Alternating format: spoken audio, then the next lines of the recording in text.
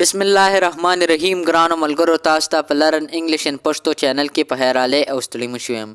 ملګرو، په نننی کلاس کې به زه تاسو ته د کوم چې موږ به یو کس له مبارکي څنګه ورکو.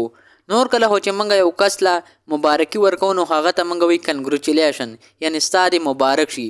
او په نننی کلاس کې به زه تاسو ته د کوم چې د کنګریچولیشن نه علاوه به موږ یو کس له څنګه مبارکي ورکو. دا ټول صبر د په نننی کلاس کې د کوم کو چرته تاسو هم د کول غواړئ نو کلاس تر پایه پورې ګورئ، او کو په چینل باندې نوی یاست نو چینل هم سبسکرایب کړئ، ویډیو لایک کړئ او ویډیو د خپل کور ماشومان سره هم وګورئ. راځئ چې خپل نننی کلاس شروع کړو. پهلنۍ جمله موږ سره سره یو هیو ډن ا ګریټ جاب. تا یو غټ کار کړی دی.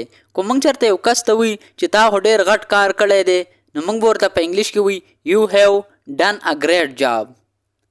یو آر ډوینګ ا ګوډ جاب. ته ډېر ښه کار کوي.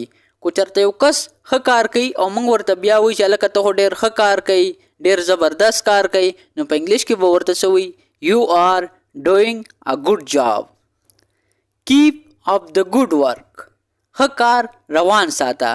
کو موږ چرته یو کس ته وایو چې ته را کوم کار کې دا روان ساته یا جاري ساته نو په انګلیش کې به ورته وایي کیپ اپ د ګوډ ورک.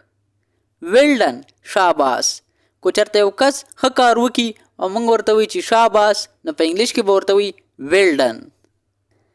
نثینګ کین سټاپ یو ناو. تا اوس څه هم نشي ودرولی.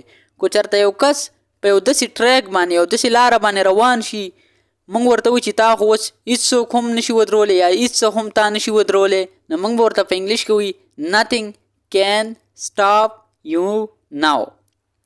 یو راک. تا کمال وکړو. کو موږ چرته یو کس وایي چې هلکه تا را کوم کار چې وکړو دا خو تا کمال وکړو نو په انګلیش کې به ورته وایي یو راک. هیټس اپ. ډېر ښه.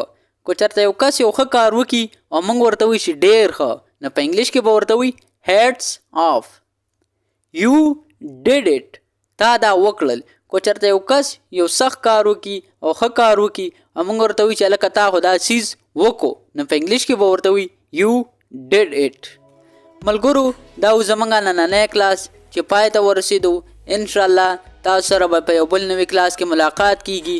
تر هغه وخته پورې ماله اجازت راکئ. د خپل ځان ډېر خیال ساتئ او ما په خپلو دعاګانو کې هم یاد ساتئ. د الله په امان.